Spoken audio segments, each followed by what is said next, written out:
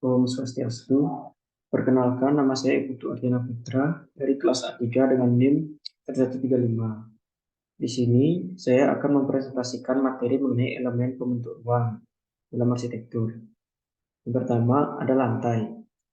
Lantai di sini adalah dasar dari ruang yang mensupport semua aktivitas dan furnitur ruang. Lantai merupakan bidang datar dan dapat berlevel dan tentunya berstruktur kuat, aman, dan durabilitas yang memiliki jangka yang panjang. Kemudian yang kedua ada dinding. Dinding melindungi dan mengontrol aliran udara, panas, kelembapan, uap air, dan suara dari luar ruangan. Dinding juga dapat mengontrol aliran suara panas dan cahaya di dalam sebuah ruangan. Kemudian yang ketiga adalah plafon. Elemen terpenting namun secara langsung tidak dapat kita jangkau, itulah plafon. Plafon dalam ruang sebagai pembatas vertikal ruang dan memunculkan efek visual dan psikologis suatu ruang.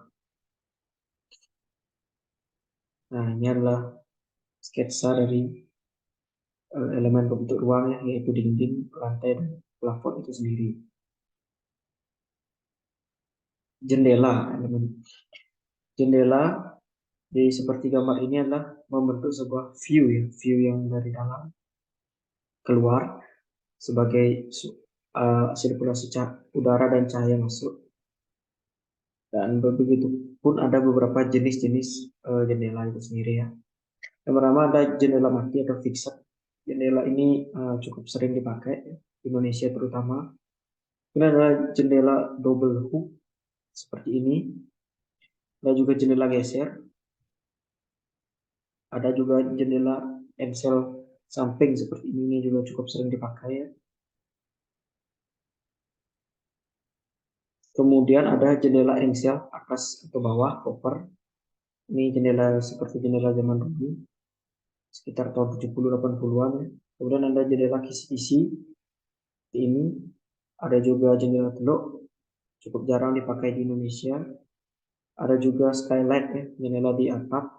Ini juga jarang dipakai di Indonesia. Kebanyakan jendela seperti ini itu dipakai di Eropa, ya, terutama negara-negara Eropa belahan bumi utara, ya.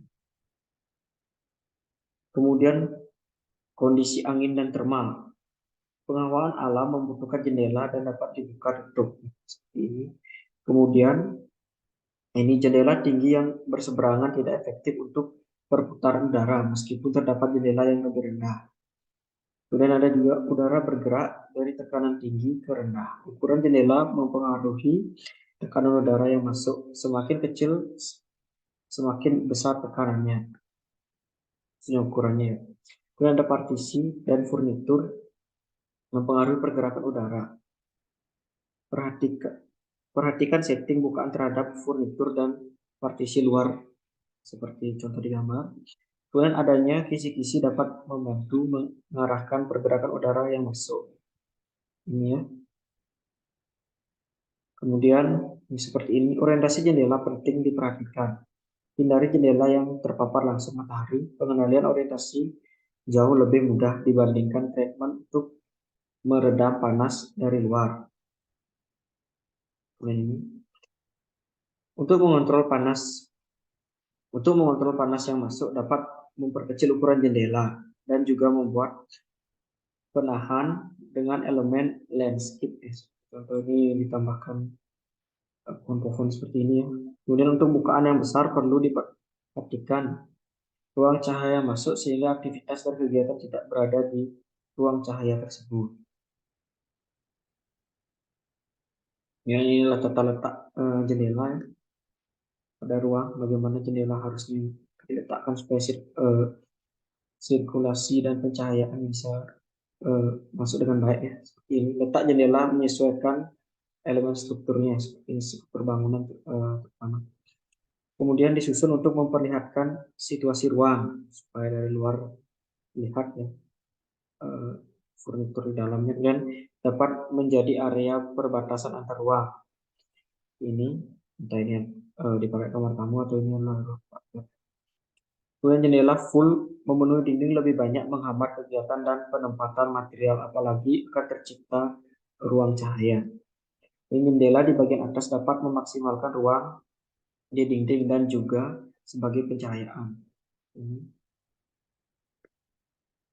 Eh, Ini adalah skala jendela ya, skala variasi skala jendela dari kecil seperti ini, dan ini skala normal ya, kebanyakan yang dipakai di rumah-rumah eh, pada umumnya. Ini adalah skala besar ya, biasanya dipakai di kafe-kafe atau tempat hiburan ya. Ini skala jendelanya. Kemudian lanjut. Ya, kemudian ada juga yang namanya pintu ya. Pintu menjadi akses fisik untuk menjangkau sebuah ruang, baik untuk manusia, perabotan, atau furnitur. Pintu juga dapat mengontrol view udara, cahaya, dan suara ruangan. Ini ada jenis-jenis pintu juga ya. Ada namanya pintu ayun, pintu yang cukup sering banyak digunakan ya, standar pintu pada umumnya. Kemudian ada pintu geser atau pocket sliding, seperti ini, digunakan cukup sering juga. Kemudian ada pintu geser permukaan atau surface sliding. Ini ada pintu bypass sliding dengan dua ini. Kemudian ada pintu lipat engsel, biasanya dipakai pada garasi ya, garasi mobil.